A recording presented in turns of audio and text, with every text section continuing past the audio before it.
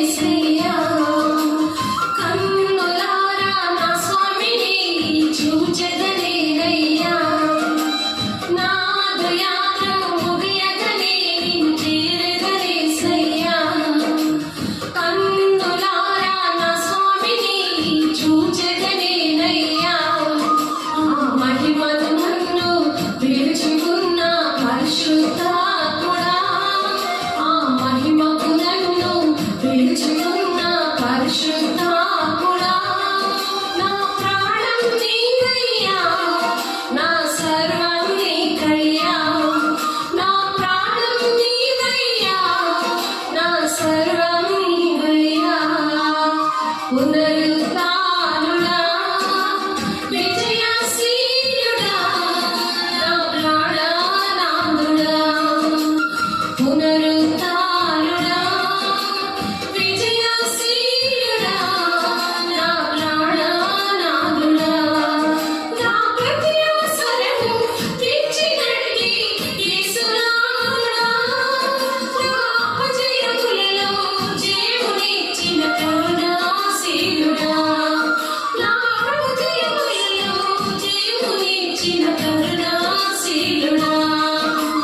పునరుత్థానుడా, విజయశీలుడా, నా ప్రాణనాథుడా. దేవునికి మహిమ కలుగును గాక. ఆమేన్ ఆమేన్ ఆమేన్ ఆమేన్.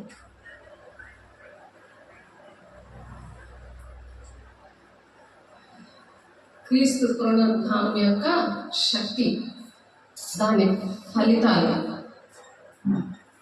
పునరుత్థానం శక్తి యొక్క ఫలితాలు మనం నేర్చుకుంటున్నాము.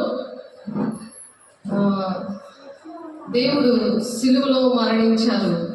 దాని తర్వాత ఏం జరిగింది? సమాధి చేయబడ్డారు. తర్వాత 3వ రోజున పునరుత్థానుడై ఆయన లేచారు. తర్వాత 40 రోజులు భూలోకంలో ఉండి మరి 11 సార్లు మరి ప్రత్యక్షమయ్యాడు దేవుడు.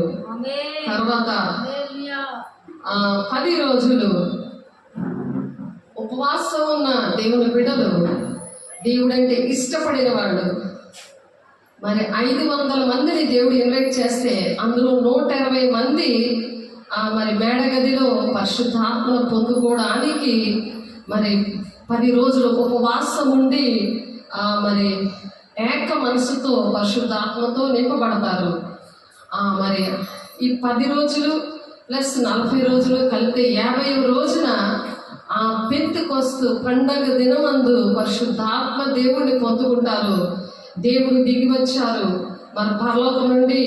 అప్పుడు సంఘం స్థాపించబడింది అన్నమాట. పరిశుద్ధాత్మ దేవుడు మరి తండ్రి కుడి పార్శ్వం నుండి యేసయ్య పునరుత్థానుడై అక్కడ మన కోసం విజ్ఞాపన చేసినప్పుడు, ఇక్కడ ఎవరైతే దేవుని మాటలు విన్నారో వాళ్ళు పరిశుద్ధాత్మను పొందుకొని ఈ వార్తను మరి జీవితాంతము కూడా ఆ జీవితాలు అంకితం చేసుకొని ఆ పరిశుద్ధాత్మ దేవుని ద్వారా ప్రకటించగలరు. అందుకని మనము పరిశుద్ధాత్మతో నింపబడి మరి సరి చేసుకుంటూ ఆ పరిశుద్ధాత్మ దేవుడు ఏం చేస్తాడంటే ప్రతిరోజు కూడా మనిషిని రీఫ్రెష్ చేస్తాడు.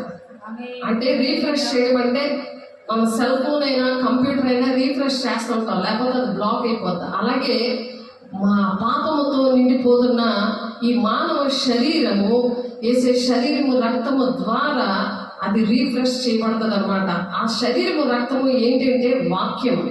వాక్యం అంటే ఏంటంటే దేవుడు దేవుడు దేవుడు మాటలు అనమాట. దేవుడే ఆ ఒంటిలోకి వచ్చి అవన్నీ కూడా జ్ఞాపకం చేస్తూ ఉంటాడు. మరి నేను వచ్చి పాపం గురించి నీతి గురించి ఒప్పింప చేస్తాను అన్నాడు ఆయన. పరిశుద్ధాత్మ దేవుడు ఏం చేస్తారు? యోహాను 16:8 ఉంటుంది.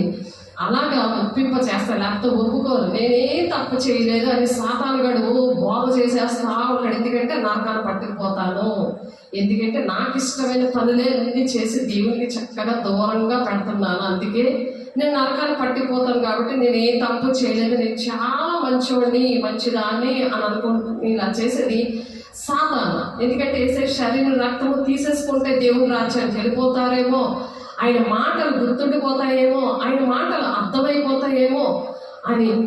అందుకే చాలా మందికి యేసయ్య ఎందుకు చనిపోయారో తెలియదు. ఆయన పునరుత్థానుడే. ఏ మనిషి కూడా భూలోకంలో చనిపోయి తిరిగి లెగలేదు. ఎవ్వరు సమాధి కూడా ఖాళీగా లేదు. ఆ ఖాళీగా ఉంది సమాధి. యెరూషలేములో కోటానుకోట్ల మంది లక్షల రూపాయలు ఖర్చు పెట్టి అది చూడడానికి వెళ్ళి వస్తున్నారు. కాబట్టి ఆయన పుట్టిన దినము కూడా పేదోళ్ళని పాపాత్మల కోసం, ఆయన నీతిమంతుల కోసం నేను రాలేదు, పాపంలో శాపంలో ఉన్న వాళ్ళ కోసమే నేను వచ్చాను అని చెప్పి ఆ పశువుల పాకలో ఎంతో తగ్గించుకుంటూ, అక్కడ అందరూ వస్తారు. ఏ బిల్డింగ్లోనే పడితే ఎవరు రారు. పాపంలో శాపంలో ఉన్నవాళ్ళు దగ్గర ఆ పశువుల పాకలో ఆయన జన్మించి ఆయన అనేకమైన కార్యాలు, అద్భుత కార్యాలు చిన్న నాటి నుండి కూడా చేశాడు. ఎందుకంటే అవి అనేకమైన గ్రంథాల్లో ఉన్నది. ఆ గ్రంథం అంటే రాస్తే ఈ భూలోకమైన చాలదు అని ఉంది వాక్యం. కాబట్టి కొన్ని విషయాలు మాత్రమే బైబిల్లో భక్తులు రాస్తున్నారు. పరిశుద్ధాత్మ శక్తి వలనే నానా సమయాల్లో, నానా దేశాలలో, నానా ప్లేసుల్లో ఉండి మరి ఒకే మనసు, పరిశుద్ధాత్మ దేవుడు మనసు ఏంటంటే ఏక మనసు. ఆనాడు ఏక మనసుతో ఉన్నప్పుడే ఆ పరిశుద్ధాత్మ దేవుడు అగ్ని జ్వాల అంటే ఆత్మతో ప్రతి ఒక్కరి మీద వాలినప్పుడు వాళ్ళు అన్య భాషలతో మాట్లాడారు. అన్య భాషలతో మాట్లాడడం అంటే ఏంటంటే డైరెక్ట్గా దేవునితోటే మాట్లాడడం. ప్రతి ఒక్కరు కూడా అలా మాట్లాడాలి అని చెప్పి వాక్యం చెప్తుంది. అవన్నీ కూడా మనం చెప్పుకున్నాం. కాబట్టి అది మనుషులకు అర్థమవుదు, దెయ్యానికి కూడా అర్థమవుదు. మనం ఏం ప్రార్థన చేస్తున్నామో ఆయనతో మాట్లాడుకోవడం, డైరెక్ట్గా మాట్లాడడం, అది మేడగదిలో జరిగింది. కాబట్టి ఇవి 4 సువార్తల్లోని పౌలు గారు సువార్తల్లో ఉంది ఈ విషయాలు, మరి పౌలు గారు రాసిన పత్రికల్లో ఉంది, అపోస్తల కార్యాల్లో ఉన్నాయన్నమాట ఈ విషయాలు ఇవన్నీ కూడా. కాబట్టి పునరుత్థానము ఎలా జరిగిందంటే దాని ఫలితం ఏంటంటే మరి చనిపోయిన వెంటనే శిలువ మీద నుండి దించేశారు. వెంటనే మరి గవర్నర్ ఫిలాతు ఉన్నాడు ఆ దినాల్లో. ఆ ఫిలాతు దగ్గర డెత్ సర్టిఫికెట్ తీసుకున్నారు, పర్మిషన్ తీసుకొని వెంటనే ఆయన ఆ సర్టిఫికెట్ తీసుకుని వెంటనే యేసుక్రీస్తు వారిని ఏం చేశారు, సమాధిలో పెట్టేశారు. ఎందుకు అనంటే సాయంత్రం 6 గంటల నుంచి, ఎందుకు అంత ఫాస్ట్గా చేశారంటే సాయంత్రం 6 గంటల నుంచి మరి ఆ రోజు శుక్రవారం 6 గంటల నుంచి మరలా శనివారం 6 గంటలకి ఒక రోజు అయిపోతుంది. ఆ రోజు ఏంటంటే విశ్రాంతి దినము. విశ్రాంతి దినాన్ని పరిశుద్ధంగా ఆచరించాలి. ఆ రోజు ఏ పని చేయకూడదు. కాబట్టి వెంటనే బాడీని వేసే శరీరాన్ని మరి వెంటనే తెచ్చి సమాధి చేయడం జరిగింది. ఎందుకనంటే మానవాళి రక్షణ కోసం, మతము కులము భేదము లేకుండా దేవుడు ఎంతగా ప్రేమించాడంటే మనిషి చేసిన తప్పుకి మనిషే బలైపోవాలి. అంతవరకు కూడా మేక పిల్లని, లేకపోతే గొర్రె పిల్లని, పావుర పిల్లల్ని, గోపల్ని, మరి కోడినేంటి, ఇవన్నీ ఎవరు పాపానికి తగ్గట్టుగా బలేసేసి అయిపోయిందిలే నా పని, మళ్ళీ పాపం చేయొచ్చు, మళ్ళీ బలేయచ్చు అని అనుకుంటున్నారు. కోడి అది మనిషి తప్పు చేస్తే అవన్నీ బలైపోవడం ఎందుకు? అవి కూడా పాపంతోనే కంటున్నాయి అవి. కానీ పరిశుద్ధాత్మ శక్తి వలన ఒక కన్యక గర్భము ధరించడం అంటే అది వింతైన విషయం. కాబట్టి పరిశుద్ధాత్మ శక్తి ఆనాడు వస్తూ వెళ్ళిపోయేది. కానీ దేవుడు చనిపోయి లేచిన తర్వాత మానవాళికి ఆయన రక్తం ద్వారా పాపక్షమాపణ దయచేసి మరి ప్రతి ఒక్కరూ కూడా పరిశుద్ధాత్మ దేవుడు ఎవరైతే దేవుని అడుగుతారో వాళ్ళలోని పరిశుద్ధాత్మ దేవుడు వస్తాడు. వాళ్ళు నీతిగా బ్రతుకుతారు, అబద్ధాలు ఆడరు, మాయ చేయరు, దేవునికి దూరంగా ఉండరు, సేవకుల మాట వింటారు, దేవుని మాటలు వింటారు. పరిశుద్ధాత్మ దేవుడు లేకపోతే దేవుని రాజ్యానికి వెళ్ళరు. వాళ్ళు నా వారు కారు అని చెప్తున్నారు. 8:9 ఆత్మ లేనివాడు నా వాడు కాడు అని చెప్తున్నారు. అది ఇంట్లో వాళ్ళు నా వాళ్ళు కాదంటే ఉరేసుకొని చచ్చిపోతారు వెంటనే, లేకపోతే వాళ్ళతో మాట్లాడరు, ఎక్కడికో వెళ్ళి దిక్కుమాలు బ్రతుకుతారు. ఒక పేరు, ఊరు, వంశం ఏమీ లేకుండా ఉంటారు. కానీ అవన్నీ ముఖ్యం కాదు. ఎప్పుడైతే పరిశుద్ధాత్మ దేవుని పొందుకుంటారో యుగగాలు దేవునితో ఉండడానికి మరి దేవుని జనాంగముగా, పరిశుద్ధ జనముగా, యాజక సమూహముగా, రారాజు బిడ్డలుగా వాళ్ళని ఎంచుతున్నాడు. ప్రతి ఒక్క బిడ్డని కూడా ఎంచుతున్నాడు. ధనము కానీ, మరి ఐశ్వర్యము కానీ, ఏమీ కూడా కుటుంబము కానీ ఎవ్వరు కూడా, ఏ ప్రజలు కూడా రారు. ఇది పర్సనల్ అనమాట. పర్సనల్గా ఎవరైతే దేవుని ప్రేమిస్తారో, ప్రాణప్రియుడిగా నా సృష్టికర్త అయిన దేవుడు నాకు భర్త అయి ఉన్నాడని ఎవరైతే ప్రేమిస్తారో అప్పుడు వాళ్ళు ఆ ప్రేమిస్తున్న వాళ్ళు ఏం చేస్తారంటే ఆ ప్రేమిస్తున్న వాళ్ళు బట్టి దేవుడు వాళ్ళలోనికి వస్తాడన్నమాట. ఎవరైతే ఆయన మాటలు వింటారో వాళ్ళు దేవుడిని ప్రేమించినట్టు లెక్క. ఆయన ఆజ్ఞలు అన్నట్టే గైకొంటారో వాళ్ళు దేవుడిని ప్రేమించినట్టు లెక్క. మనుషుల్ని ప్రేమిస్తే వాళ్ళ మాట వింటారు, ప్రేమించకపోతే వాళ్ళ మాట ఎలాగైతే వినరో మరి దేవుని సేవలు ప్రేమించకపోతే దేవుణ్ణి ప్రేమించలేనట్లు లెక్క వస్తుంది. ఎందుకంటే సాతానుడు ఎక్కడ వీళ్ళు దేవుని రాజ్యానికి వెళ్ళిపోతారో, ఎక్కడ వీళ్ళు మేలు జరుగుతుందో, మంచి పిల్లలు పుడతారో, లేకపోతే మంచి జీవితాలు, వీళ్ళ జీవితం రాకుమార్తెలాగా రాకుమారుడు లాంటి జీవితాలు ఎక్కడ వచ్చేస్తాయో అని ఆడేటంటే బోధ చేస్తూ ఉంటాడు, వాళ్ళ మీద దృష్టి పెడతాడు, వాళ్ళకి ఆలోచన చెప్తాడు.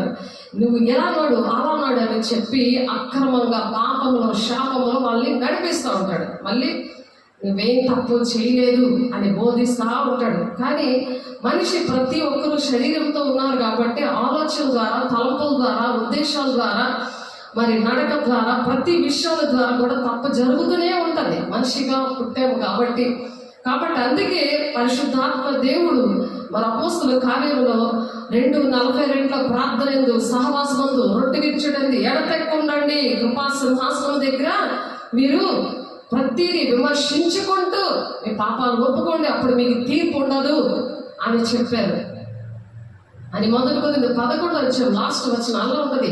కాబట్టి ఆ దేవుడు వాక్యం అనేది దేవుడు మాటలన్నమాట. వాక్యమే దేవుడే అన్నాడు. ఇవి దేవుడు చెప్తున్నాడు, మనిషి చెప్పట్లేదు. మనిషి ఏంటంటే ఇక్కడ నేను ఒక పాత్రగా ఉన్నాను కానీ దేవుడు మాటలు ఇవి. అది ఇర్మియా 17:16 ప్రకారం నాతో దేవుడు మాట్లాడిన విషయాలు.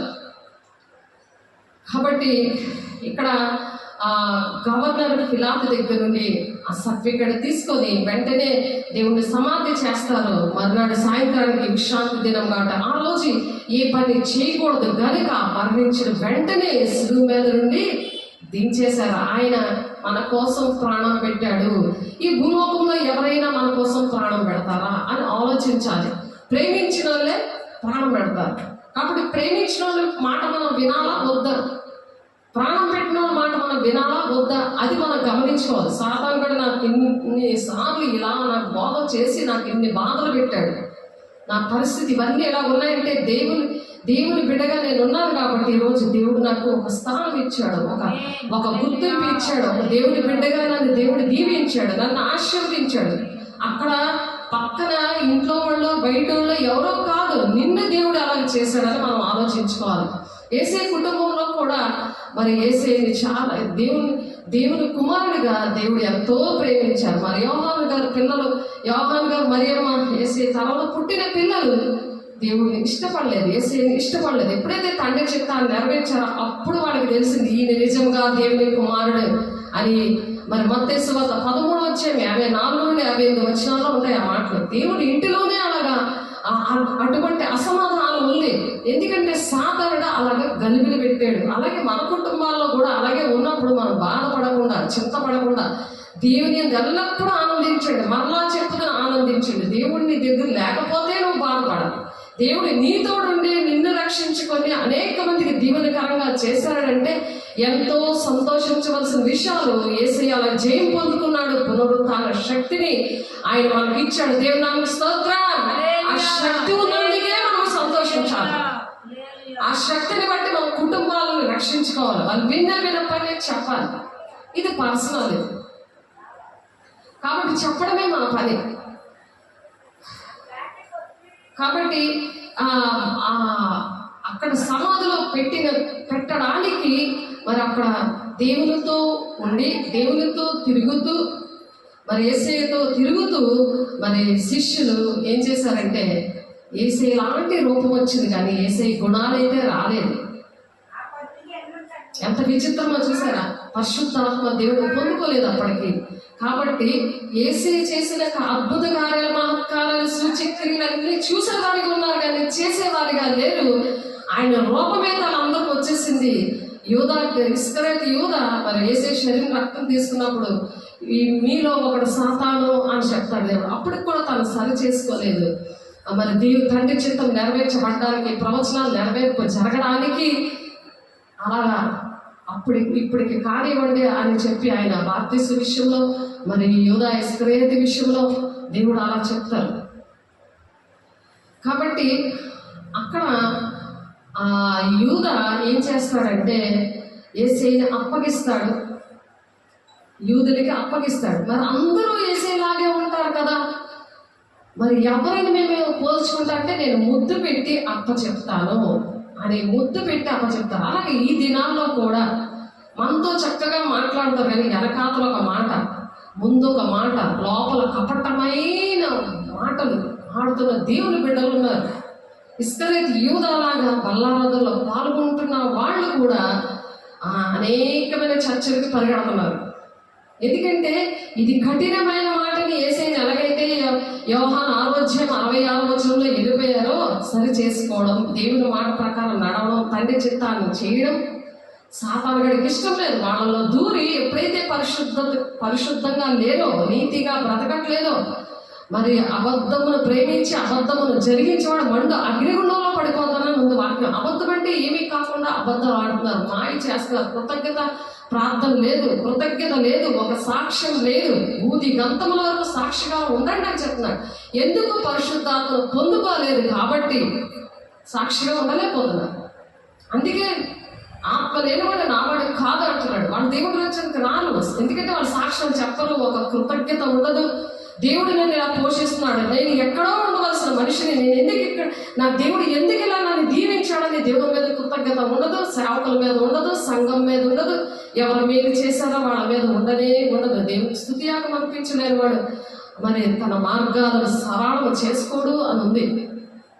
50 కీర్తన లాస్ట్ వచనంలో స్తుతియాగం అనిపిస్తే తన మార్గాలు సరళం అవుతాయంట. నీకు కష్టం ఉండదు, కన్నీరు ఉండదు, ప్రతి విషయంలో జయమే, ఎక్కడికి వెళ్ళినా జయమే. ఎక్కడ ఎంత మంది దగ్గరికి వెళ్ళిన ఒక యువరాణి లాగా, ఒక యువరాజులాగా నీకు మొదటి ప్రిఫరెన్స్ ఇస్తారు, లేకపోతే నిన్ను లాస్టే పెడతారు. దేవుడు ప్రతి విషయంలో నిన్ను లాస్టే పెడతాడు. అదే దేవుని బిడ్డలైతే నీకు ఒక ప్రత్యేక స్థానం ఉంటుంది, నీ రూపమే వేరుగా ఉన్నది. దేవుని పోలి నడవండి, ఆయన కలిగిన సంపూర్ణత గలవార మగవారికి అన్ని విషయాలు మీరు ఎదగండి అంటున్నాడు పౌలు. ఎఫెసీ 4:15 14 లాగా గాలికి చదవబెట్టు పొట్టులాగా మీరు ఉండొద్దని చెప్తున్నాడు 14వ వచనంలో. అలాగే కీర్తన 1వ అధ్యాయంలో దుష్టులు అలాగ ఉండగా గాలికి చెదరగొట్టు పొట్టిలాగా ఉంటారంట. కడికి ఒక దగ్గర ఉంటారు, ఒక స్టాండర్డ్ ఉండదు, ఒక స్థిరమైన మాట ఉండదు. గాలి అంటే సాతాను ఎలాగ ఎక్కడ పడితే అలా తిరుగుతూ ఉంటాడు, అలా ఉంటారు. ఆ కాలు ఒక్క దగ్గర నిలబడదు, ఒక మాట మీద ఉండరు. దేవుణ్ణి, మనుషుల్ని, దేవుడి బిడ్డల్ని వాడుకొని హాయ్ బాయ్ అన్నట్టు ఉంటారు. వాళ్ళే 32 కొరడా దెబ్బలు వేసే కొట్టినట్టు లెక్క. వాళ్ళ తలంపులు సాతాను తలంపులు ఉన్నందుకు ముళ్ళ కిరీటం పెట్టినట్టు లెక్క. అలాగే దేవుని పని చేయకుండా నీ ఇష్టం వచ్చినట్టు పనులు చేసుకుంటే వేసే 8 దొంగలు మేకలు కొట్టినట్టు లెక్క వస్తుంది. నువ్వు దేవుడి పనికి పరిగెట్టకుండా నీ పాదాలను ఇష్టం వచ్చినట్టు పరిగెడతావు అంటే 8 దొంగలు మేకలు కాళ్ళలో వేసినట్టు లెక్క వస్తుంది. ఇవన్నీ దేవుడు మనకు రావాల్సిన శిక్ష ఆయన భరించుకొని, ఎవరు అలా భరించకుండా, ఎవరు అలా ప్రేమించకుండా, అలాగా ఆయన 3వ దినాన పునరుత్థాన శక్తిని మనకు అనుగ్రహించడానికి, అది ప్రకటించడానికి సేమ్ మనం అలాగే మన శరీరం మట్టి అయిపోద్ది కానీ ఆత్మ దేవుని యొద్దకు చేరిపోద్దని ప్రసంగి 2:17 ఉంది. మన ఆత్మ దేవుని దగ్గరికి చేరుతుంది, అది పరదేశికి వెళ్తుంది, పరదేశంలో ఉంటుంది. అక్కడ మనకన్నా ముందు వెళ్ళిపోయిన వాళ్ళు మొదటి దశలోనికి 4:14 ఉంటుంది. చనిపోయిన వారి కోసం మీరు బాధపడద్దు, వాళ్ళని నేను వెంట పెట్టుకొని వస్తాను అని చెప్తున్నాడు ఆయన. వాళ్ళ పరదేశంలో ఉన్నారు. మనకైతే మరణం లేదు, ఇంకా మరణం ఉండదు. ఆయన వచ్చేస్తున్నాడంటే మనం సిద్ధపడాలి. ప్రతి ఒక్కరిని సార్వత్రిక సంఘాన్ని, మరి మనకిచ్చిన సంఘాన్ని సిద్ధపరచుకోవడానికి దేవుడు ఇచ్చాడు ఈ పునరుత్థాన శక్తిని. దాని ఫలితాలు మనం చెప్పుకుందాం. క్రీస్తు యొక్క పునరుత్థాన శక్తి, దాని యొక్క ఫలితాలు, దాని బెనిఫిట్స్ ఏంటో మనకు తెలియాలి. మనకు తెలిస్తే కదా ఎవరికైనా చెప్తాం. అప్పుడే కదా మన కుటుంబాన్ని, సంఘాన్ని, దేశాన్ని, సార్వత్రిక సంఘానికి మనం చెప్పే బాధ్యతలు దేవుడు అప్పచెప్పారు. తెలియకపోతే చెప్పలేం కదా. ఎవరు సమాధి కూడా ఖాళీగా లేదు, ఎవరు పరిశుద్ధంగా పుట్టలేదు, ఎవరు ప్రాణం పెట్టలేదు మన కోసం, మానవాళి రక్షణ కోసం ఎవరు ప్రాణం పెట్టలేదు, అలాగే ఎవరు ప్రేమించలేదు. శాశ్వతమైన ప్రేమ. అందుకనే ఆ ప్రేమ ఉన్న వాళ్ళు కూడా ప్రతి ఒక్కరిని క్షమించి కౌగిలించుకుంటారు. ఇంటినే కౌగిలిస్తారు. వాళ్ళు ఏంటంటే ఒక ఇంటి ముక్కు తీసి పారేస్తారు. అహంకారం. సాతానికి ఎప్పుడు కూడా అహంకారం, గర్వము, అందుకనే దేవుడు పరలోక రాజ్యంలో ప్రధాన దూతగున్న లూసిఫర్ని అక్కడ నుండి తోసేశాడు.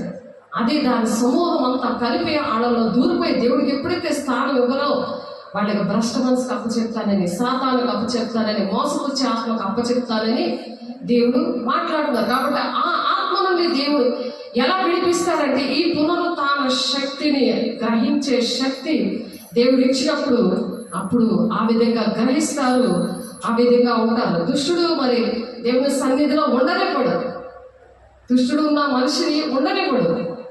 కాబట్టి సాతానుడు అలా చేయకుండా దేవుని కౌగిలించుకొని దేవుని వల్ల నేను బ్రతకాలి, దుష్టుడి వల్ల నేను బ్రతకను అనే మాటలు దేవుడు వినిపించడానికి మన మధ్యన ఉన్నందుకు దేవుని నామమునకు స్తోత్రం. హల్లెలూయా, హల్లెలూయా. కాబట్టి ఆర్భాటముతోనూ ప్రధాన దూత శబ్దముతోనూ దేవుని బూరతోనూ పరలోకం నుండి ప్రభు దిగి వస్తాడట.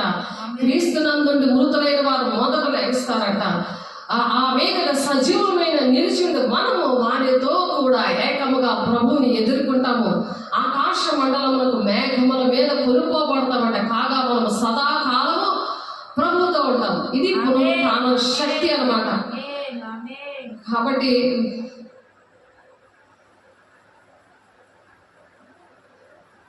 ఆ విధంగా ఉండడానికి మరి శిష్యులందరూ కూడా వెళ్ళి వాళ్ళు పరిశుద్ధాత్మను పొందుకోలేదు కాబట్టి అప్పటికి పొందుకోలేదు, తర్వాత పొందుకున్నారు. పొందుకోలేని వారి పరిస్థితి ఎలా ఉంటుందంటే భయము. ఏసే రూపం ఉన్నది కానీ గుణాలు ఉండవు. 99% ప్రతి ఒక్కరికి ఉన్న ప్రాబ్లం ఏంటంటే ఏసేలాగా కూడా కనిపిస్తారు కానీ గుణాలు మాత్రం ఏసే గుణాలు ఉండవు. అందుకే వ్యర్థమైన ఆరాధన చేస్తున్నారు, నన్ను ఆయన బాధపడతా ఉన్నారు. మనుషులు కల్పించిన పద్ధతులకే ఇష్టపడుతున్నారు కానీ అసలు ఏసే ఏం చెప్పారు అని వాక్యం చదవరు, వినరు. విద్య లేని పాములు పిలుచుకున్నారు. ఇంకా విద్య లేని వాళ్ళే చక్కగా వింటారు కానీ విద్య వచ్చిన వాళ్ళు వినట్లేదు. బైబిల్ వచ్చిన వాళ్ళు చదివిన వాళ్ళు మరి చక్కగా రాయండి అంటే రాయరు, బైబిల్ చదవమంటే చదవరు, అలా కూర్చొని ఉంటారు. ఏ దేవుని పనికి ఏ పరిచర్యకి సహకరించరు. ఎందుకంటే పరిశుద్ధాత్మ పొందుకోలేనందుకు ఆనాడు ఎలాగైతే దాక్కున్నారో అన్ని మేళ్లు వేసే ద్వారా పొందుకొని ఎలాగైతే దాక్కున్నారో అలాగే ఇప్పటి ప్రజలు కూడా అలాగే దాక్కున్నారు. పరిశుద్ధాత్మ దేవుడు లేక, దేవుడి గుణాలు లేక, రూపమైతే వచ్చింది కానీ గుణాలు లేవు. కాబట్టి రహస్య శిష్యులు యేసేకి ఇద్దరున్నారు, నికోదేము మరలా అరిమతయ్య యోసేపు. వీళ్ళిద్దరూ కూడా వీళ్ళు ఆయన బ్రతికున్నప్పుడు రహస్య శిష్యులుగా ఉన్నారు. చనిపోయాక మరి వాళ్ళ మనసాక్షి గద్దించిందంట.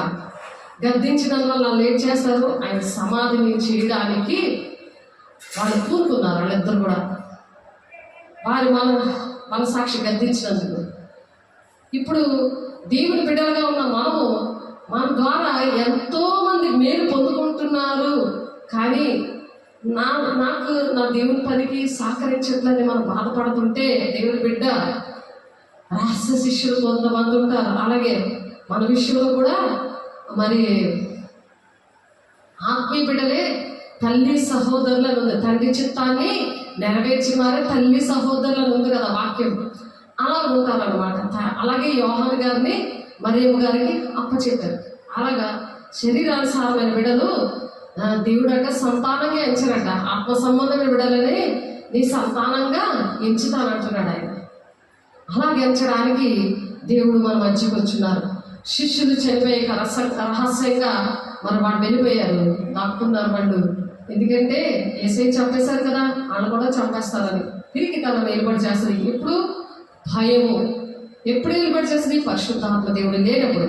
సమాధుల్లో ప్రభు మరి రెండవ రోజు సమాధిలో ప్రభు ఏం చేశాడు, శనివారం ఏం చేశారు, పాత నిబంధన భక్తులు సాతాను చెరలో నుంచి విడిపించబడ్డారు యేసయ్య ద్వారా. ఆ స్థలానికి దేవుడు అక్కడికి వెళ్ళారనమాట. యేసయ్య అక్కడికి వెళ్ళి వాళ్ళకి సువార్త ప్రకటించి వాళ్ళలో రక్షణ పొందుకున్న వాళ్ళని చెరగా ఆయన పరదేశికి తీసుకొని వెళ్ళి అక్కడ విశ్రాంతిలో పెట్టారు. అక్కడే మనం కూడా ఒకవేళ మనం దేవుడు రాకడక ముందే మనం చనిపోయినా మనకన్నా ముందు మన ఇంట్లో వాళ్ళు కానీ ఎవరైనా మన బంధువులు కానీ మన సంఘంలో కానీ దేశంలో కానీ రక్షణ పొందుకున్న వాళ్ళు పరదేశంలో విశ్రాంతి పొందుకుంటారు.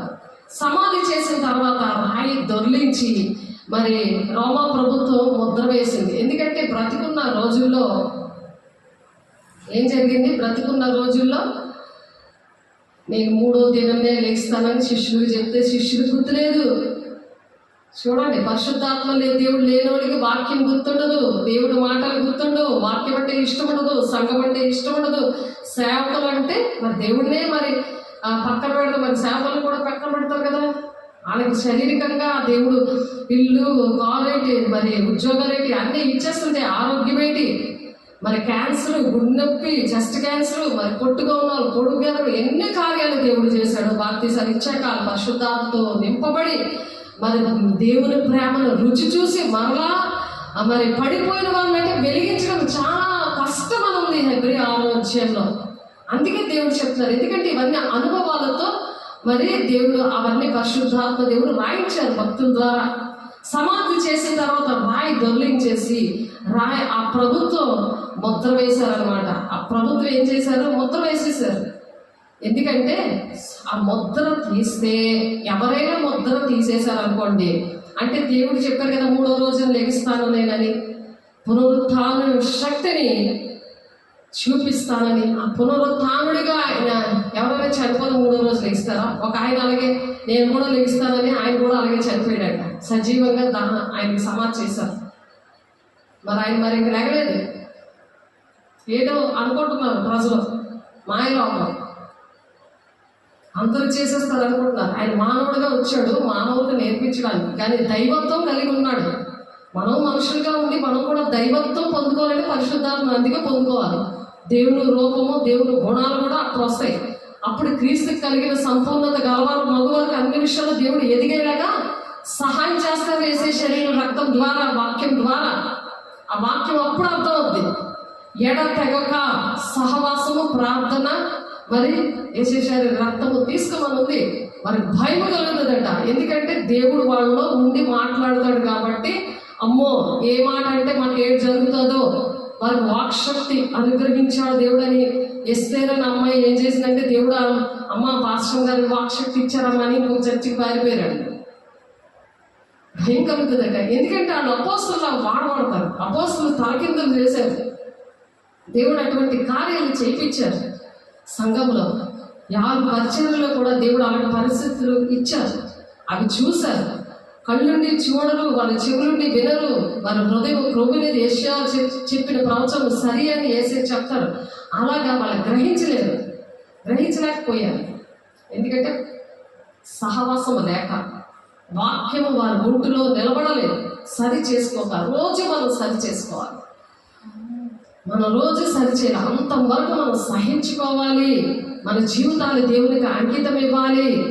ప్రేమించే గుణము, క్షమించే గుణము, దీవించడము, దేవుని మాటలు ఉన్నది ఉన్నట్టుగా చెప్పడము. అప్పుడు దేవుడు సదాకాలం మీతో ఉంటానని మరి మత్తయి 28వ అధ్యాయం 20వ వచనంలో అందుకే ఉంది, నేను ఏ సంగతులు చెప్పానో అవే మీరు బోధించండి, లేకపోతే మరి కఠినమైన తీర్పు అని 3:1 అందుకే ఉంది.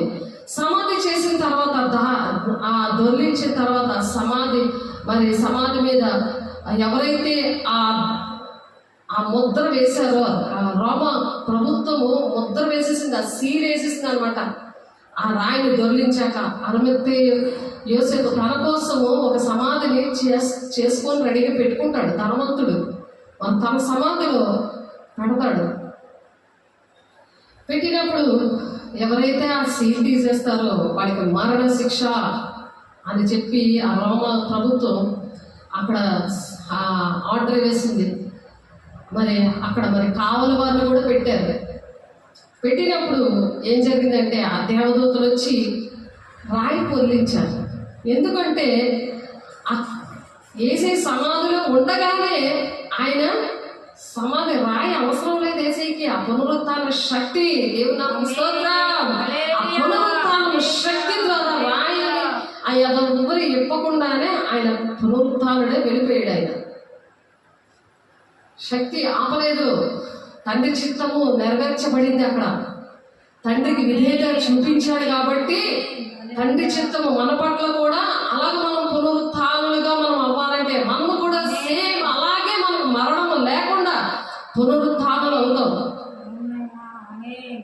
చాలా అందుకనే మనం పిలుగుమంత సంఘంగా సిద్ధపడాలి. మనము సిద్ధపడి అనేక మందిని సిద్ధపరిచేలా ఉంచాలి. ఆయన రాకడ సమీపిస్తుంది. ఆ రాకడ సూచనలన్నీ మనం చెప్పుకుంటూ ఉన్నాం రోజు. దేవుడు ఎన్నోసార్లు చెప్తున్నారు. కాబట్టి అవి గమనించుకుందాం. ఆ గమనించుకోవడానికి మరొకసారి అవకాశం ఇచ్చారు. పునరుత్థాన శక్తి, ఆయన పునరుత్థానుడయ్యాడు. దాని ఫలితాలు ఇవన్నీ కూడా మరి ఆ కావలి వారంట ఆ వెలుగును చూసి సొమ్మసిని పడిపోయారంట. ఆయన అంత వెలుగు వచ్చేసింది. వాళ్ళు పడిపోతే వాళ్ళు పడుకున్నారు. అప్పుడు దేవదూతలు వచ్చి ఆ రాయి పొర్లించారు. ఎందుకు పొర్లించారు? ఇంకా ఏసే లోపల ఉన్నారని అనుకుంటారు కదా ప్రజలు. ఈ గవర్నమెంట్ ఏంటి, ఈ ప్రజలు ఏంటి, అది అందుకని దేవదూతలు వచ్చి అది అది పొర్లించారన్నమాట. ఖాళీ సమాధి అని చూపించారు. ఇదిగోండి ఇక్కడ ఖాళీ సమాధి ఉంది, ఏసే ఇక్కడ నుండి వెళ్ళిపోతున్నాడు. ఆయన పునరుత్థానుడయ్యాడు. 40 రోజులు 11 సార్లు కనిపించాడు ఆయన. అలాగే 10 రోజులు ఉపవాసం ఉన్నాక 50వ రోజుని పరిశుద్ధాత్మ శక్తితో ప్రతి ఒక్కరు 120 మంది నింపబడతారు. అందులో శిష్యులు కూడా ఉన్నారు. వాళ్ళే భూలోకం అంతా కూడా తలకిందులు చేసి అపోస్తులా వాడబడ్డారు. అలా ఎవరైతే వాక్యాన్ని అంగీకరిస్తారో ఈ అపోస్తులు మాత్రమే ఇటువంటి సువార్తను ప్రకటించగలరు. వీళ్ళు ప్రకటించలేదు. అందుకే అపోస్తుల బోధ దేవుడు ఏర్పాటు చేసిన సంఘం. అపోస్తుల తర్వాతే సంఘాన్ని దేవుడు స్థాపించాడు. కాబట్టి దేవదూతలు వచ్చి ఆ రాయిని పొర్లించారంట.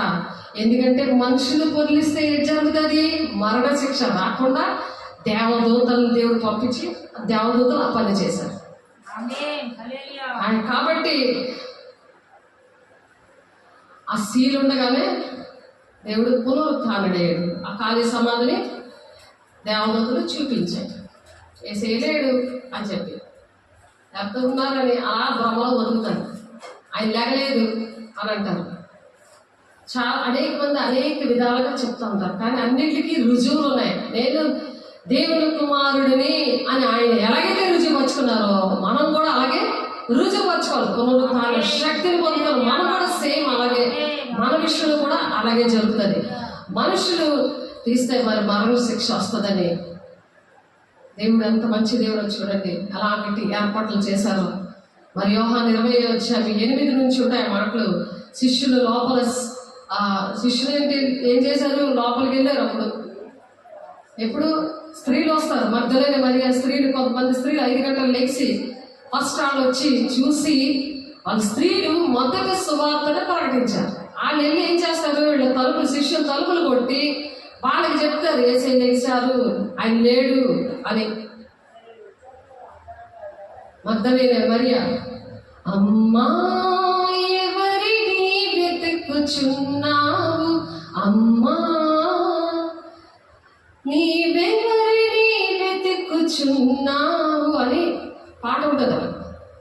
అక్కడ మగ్దలేని మరియ వెతుకుతూ ఉంటుంది. అక్కడ ఏసై లేచారని తెలిసిపోతుంది. ఆ విషయాలు అయితే చెప్తారు శిష్యులకి. అప్పుడు వెంటనే సీమోను పేతురు మరి అక్కడ ఉన్న శిష్యులు వీళ్ళందరూ కూడా వెళ్ళి యేసయ్య చెప్పారు కదా అలా జరిగిందనమాట అని చెప్పి వాళ్ళు ఎంతగా చూడడానికి వస్తారు. ఆ వాక్యము ఎక్కడుంది? యోహాను 20:8 ఉంది. ఆ యోహాను పరిగెత్తుకొని వస్తాడు. సీమోను పేతురు అయితే లోపల గంట వెళ్ళి వచ్చి అప్పుడు చూసి నమ్ముతారు. లేకపోతే అంతవరకు కూడా ఈ భయమే వాళ్ళు తినేస్తుంటే ఇంకా వాక్యం దేవుడు చెప్పిన మాటలు ఇంకేంటి గుర్తుంటాయి? ఆలోచించండి. అలాగే ఉంది అందరి పరిస్థితి కూడా.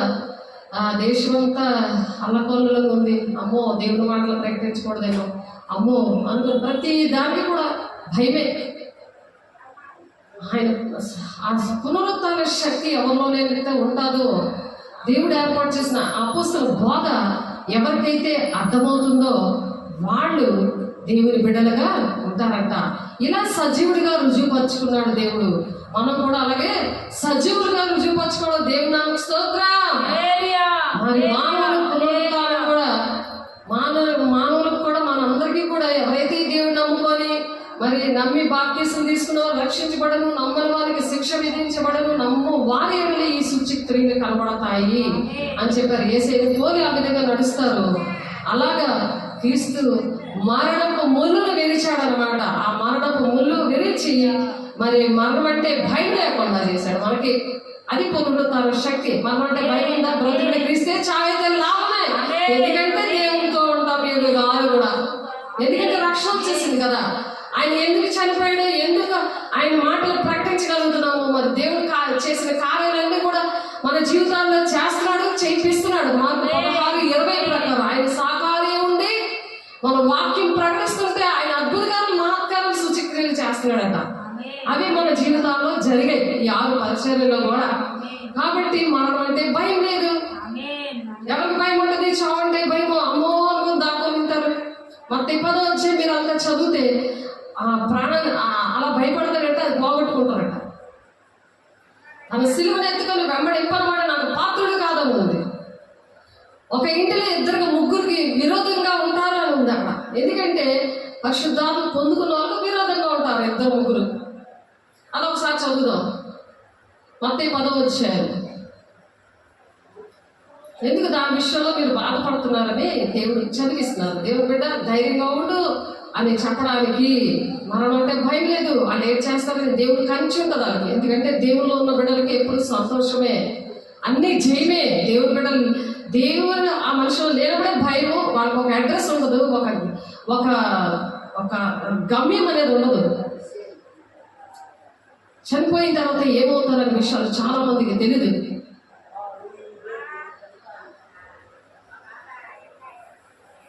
ఇదిగో తోడేల మధ్య గొర్రెలను పంపించినట్లు నేను మిమ్మల్ని పంపుచున్నాను కనుక పామరు వెళ్ళి వివేకంగా పామరుల వలె నిష్కపటంగా ఉండండి. అంటే యథార్థంగా, నీతిగా, న్యాయంగా, ప్రేమగా ఉండండి. ఎలాగో దేవుడు చెప్తే చెప్పండి అంతే. మనం బాధపడినా సరే దేవుడి మాట అంటే మనం దేవుడి రాజ్యానికి వెళ్తాం. వాళ్ళ మాట ఆ మనుషులు ప్రేమిస్తూ దేవుడి రాజ్యానికి వెళ్ళము. అబద్ధ మాటలు, దొంగ మాటలు, మాయ మాటలు చెప్పేదానికి మనం దేవుడి రాజ్యానికి వెళ్ళాలి. ఇవన్నీ సాతానుగాడు చేస్తాడు. ఆ మనుషుల దూరం అలా చెప్తారు. వాళ్ళు చేస్తారు కూడా చేయరండి. అంత మోసం చేసి ఏడిపిస్తారు. మనుషులను గురించి జాగ్రత్త పడి వారు మిమ్మల్ని మహాసభలకు అప్పగిస్తారు, సమాజ మందిరంలో మిమ్మల్ని కొరడాలతో కొట్టిస్తారు. కాబట్టి అటువంటి పరిస్థితులు వచ్చినప్పుడు దేనికైనా సరే ఎన్ని కష్టాలు వచ్చినా మరి మీరు నా నామం నిమిత్తం అందరి చేత ద్వేషించబడతారు అని 22వ వచనంలో. ద్వేషిస్తారు. ఎందుకంటే సాతాను పిల్లలకి దేవుని పిల్లలు నచ్చరు, అందుకే వాళ్ళు ద్వేషిస్తారు. దానికోసం మీరు బాధపడకండి అని అంతవరకు సహించేవాడు రక్షణ పొందుకుంటాడు. అంతవరకు మనం చనిపోయే వరకు కూడా సహించుకోవాలి. అది పునరుత్థాన శక్తి. ఎందుకంటే చనిపోతే దేవుని రాజ్యంలో ఉంటామని ఒక నమ్మకం ఉంటుంది. అది మిగిలిన వాళ్ళకి ఉండదు. అసలు చనిపోతే అప్పుడు కొత్త పోయాలే, అప్పుడు తర్వాత చూడొచ్చులే అని అనుకుంటున్నాడు. కొంతమంది కాల్చేస్తారు. కొంతమంది మరి ఏంటంటే మొక్కలు కోసేసి విసిరేస్తారు ఆకాశంలో. పక్షులకి తింటే పర్లోక రాజ్యం వెళ్ళిపోయారండి. సాతాను గడు బోధ చేస్తాడు వాళ్ళకి. కొంతమంది కాల్ చేస్తారు. కానీ దేవుని బిడ్డల్ని కప్పెడతారు. అందుకే గోధుమ గింజ చావకుంటే అది ఎలా ఫలిస్తుందని వాక్యం చెప్తుంది. అలాగా గోధుమ గింజగా యేసయ్య చనిపోయి అనేకమైన బిడ్డల్ని చెరగా సువార్త చేసి ఆది కాండంలో ఆదాము మొదలుకొని యేసయ్య వచ్చి వరకు ఉన్న భక్తులందరూ ఎవరైతే మాట విని దేవుడు మాట విని వచ్చారో వాళ్ళందరికీ సువార్త ప్రకటించి వాళ్ళందరినీ చెరగా ఆయన శనివారం నాడు, శుక్రవారం చెప్పి శనివారం నాడు ఆయన ఆ చెరగా తీసుకుని వెళ్ళిపోయాడు. ఆయన రక్షించి పరదేశంలో ఉంచాడు. ఆయన వచ్చినప్పుడు అప్పుడు పరలోక రాజ్యం తీసుకెళ్తాడు. అప్పుడు అంతవరకు కూడా మనం సిద్ధపడి ఉండాలి. అప్పుడు వాళ్ళలోనే నా బిడ్డ జైకిరణ్ కూడా ఉన్నాడు. వాటిని చూశారు నా ఆత్మీయ బిడ్డలందరూ. నేను చేసిన 6 పరిచయంలో ఉన్న బిడ్డలందరూ ప్రవచనం దర్శనం ద్వారా దేవుడు నాతో మాట్లాడుతున్నాడు. బాబు దేవుని రాజ్యంలో ఉన్నాడు. ఇక్కడ బాడీ దగ్గర ఉన్న వాళ్ళందరూ చూస్తారు. నీ కుటుంబీకులు కూడా చూస్తారని దేవుడు చెప్పిన మాట అక్కడ ప్రవచనం నెరవేర్పు జరిగింది. అందుకే అపోస్తలుడు బోధ దేవుడు చెప్పాడు. అలాంటి కార్యాలు ఎన్నో చేశాడు దేవుడు. అందుకని మరణం అంటే భయం లేదు, మనుషులన్న భయం లేదు. నీతిమంతులు సింహంలో ధైర్యంగా ఉంటారట. విశ్వాసం మూలంగా నీతిమంతులు జీవిస్తారని ఉంది. దేవుని బిడ్డ భయపడకు అని చెప్తున్నారు దేవుడు మనతో. వారి పట్టణంలో మమ్మల్ని హింసించినప్పుడు మరి ఒక పట్టణం పారిపోడి మనుష్య కుమారుడు వచ్చే వరకు మీరు ఇశ్రాయేలు పట్టణంలో సంచారం చేసి ఉండాలని నిత్యంగా మీతో చెప్పుచున్నాను అని చెప్తున్నాడు ఆయన. ఆమేన్.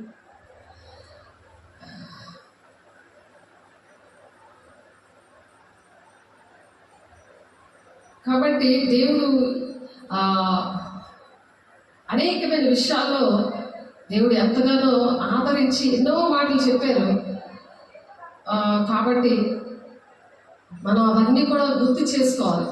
ఆ మాటల ద్వారా, అందుకే దేవుని సన్నిధికి వచ్చినప్పుడు అనేక విషయాల ద్వారా దేవుడు బలపరుస్తారన్నమాట. అలా బలపరిచినప్పుడు మనకి ధైర్యంతో నడవడానికే ఆ జీవం గల మాటలు మనం వినడానికి.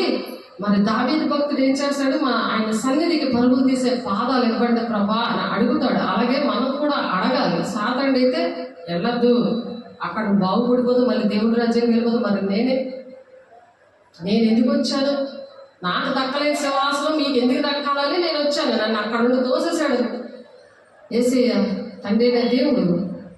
మరి నేను ఇక్కడికి వచ్చి నేను పూజింపబడుతున్నాను మీ ద్వారా. మరి మీరు నాతో పాటు రావాలి కదా నరకానికి. నేను నరకానికి వెళ్ళిపోతాను, మీరు రారా అని వాడి జనాంగాన్ని ఎక్కువ చేసుకుంటున్నాడు.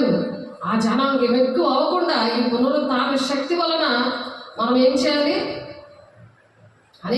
ప్రతి ఒక్క బిడ్డని దేవుని రాజ్యం తీసుకెళ్ళాలి. అందుకు దేవుడు మనల్ని ఆ విధంగా మనల్ని ఏర్పాటు చేసుకున్నాడు.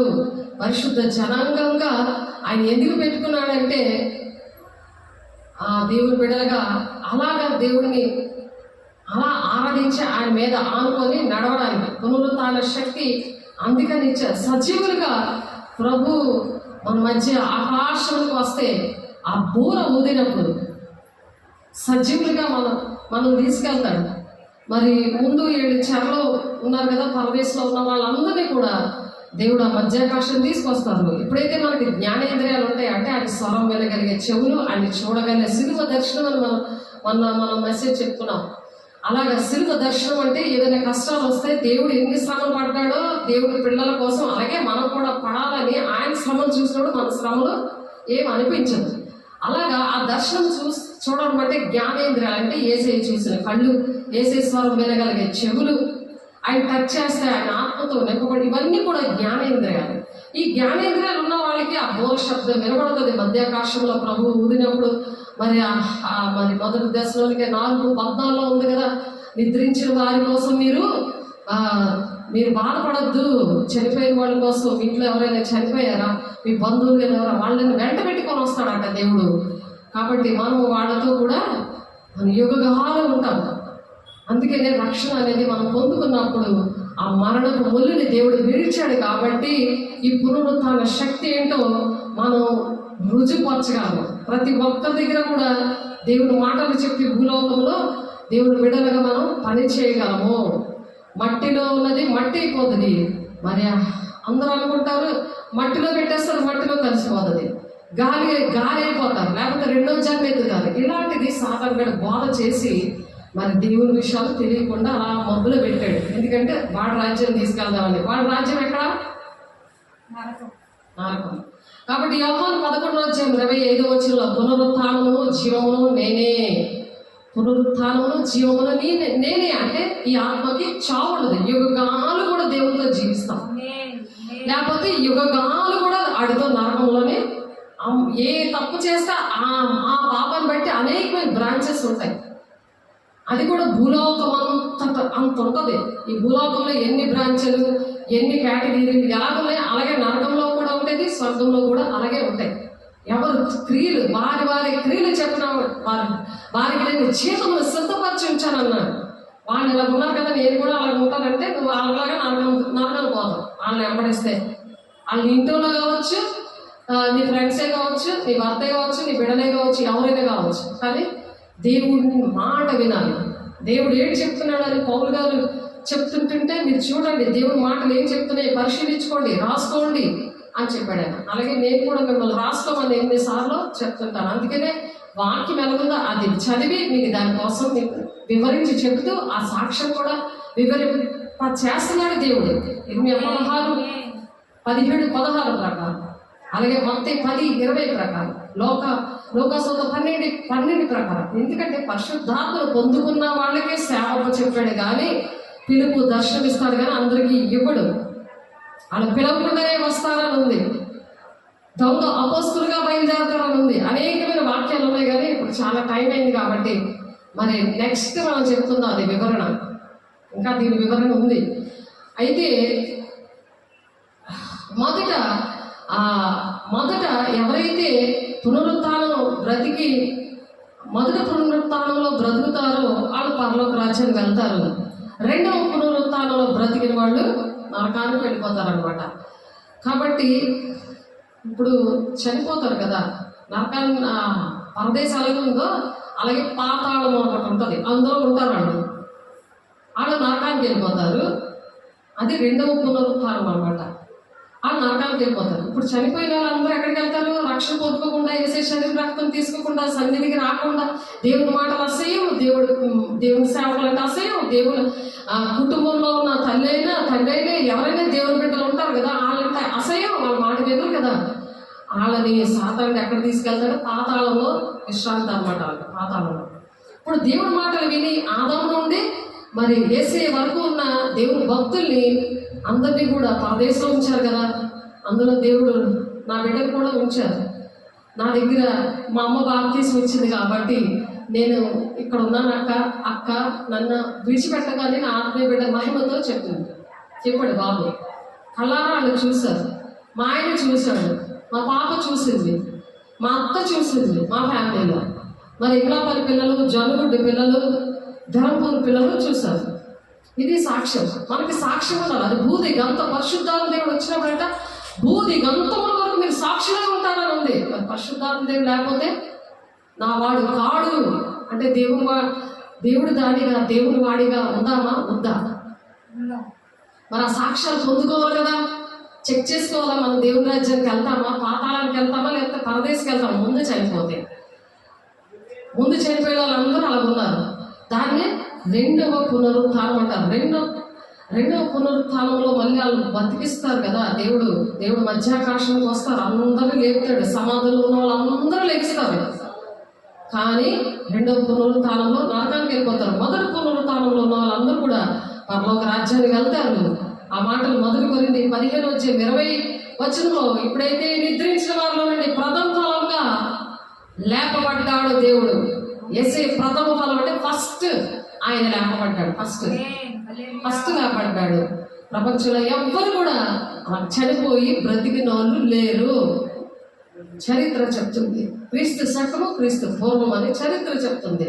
యెరూషలేములో ప్రతిదీ కూడా ఎగ్జిబిషన్లోని ఆ ప్లేసులు ఎంతో ఆశీర్వాదకరంగా కోట్ల మంది ఆయన పుట్టిన ప్లేసు, చనిపోయిన ప్లేసు, ఆయన సిలువ వేసిన ప్లేసు అన్నీ కూడా రుజువులతో సహా ఉన్నాయి. ఆలోచించండి, మీరు దేన్ని నమ్ముకుంటున్నారు? దేని వెనకతలు పడి ఉన్నారు? ఎక్కడికి వెళ్దాం అనుకుంటున్నారు? దీన్ని పునరుత్థానం శక్తి. దేవుని బిడ్డ అని రుచిపరుచుకున్నాడు దేవుని కుమారుడిగా. అలాగే మనం కూడా దేవుని బిడ్డ, నా సంపూర్ణమైన బిడ్డ అని చెప్పి రాయలసీమ నుండి వచ్చిన ఆయన నా విషయంలో సాక్ష్యం చెప్పాడు. ఇంగ్లాపల్లో అనిత నా అమ్మాయికి చీకటి పట్టింది. ఆ ఊరి దేవత పట్టినప్పుడు 12-3 వరకు దాన్ని నిలబొట్టడానికి సంఘంలో ఉన్న వాళ్ళందరూ వేసి రక్తం వేసి మనం మోకరించారు. ఆ వీడియోలు ఉన్నాయి, ప్రతిదీ కూడా వీడియోలు ఉన్నాయి. ధర్మపూర్లోనివి, జమ్మగుడ్డిలోనివి, ఇంగ్లాపల్లో ప్రతిదీ ఇలాంటి చీకట్లు వెళ్ళగొట్టడం విషయంలో మరి అద్భుత కార్యాలు, మరి బాప్తిసాలు ఇచ్చినప్పుడు అపోస్తల వాడబడే విషయాలు అన్నీ కూడా వాక్యము సాక్ష్యాలు పెన్ డ్రైవ్లో పెట్టాను. అన్నీ కూడా బయట పెడతాను, బాధపడతానని పెట్టి ఉన్నాయి. అన్నీ కూడా సాక్ష్యాలు వాళ్ళే వీడియోలు తీసి నాకు పంపించేవారు. కానీ అవి హ్యాంగ్ అయిపోతున్నాయని సెల్లో నేను పెన్ డ్రైవ్లో పెట్టాను. ఎందుకంటే అవి సజీవ సాక్ష్యం. తోమా లాంటి వాళ్ళు కొంతమంది ఉంటారు, వేలు పెట్టి చూస్తేనే కానీ నేను నమ్మనంటాడు ఆయన. యేసే చనిపోయి మళ్ళీ తిరిగి లేచాడంటే ఆ తోమ గారు ఇండియాని రక్షించాడు, బ్రాహ్మణ్స్ని రక్షించాడు. ఆలోచించండి. అందరికీ భక్తి అంటే ఇష్టమే, దేవుడు అంటే ఇష్టమే, కానీ ఎలా నడవాలో తెలియదు.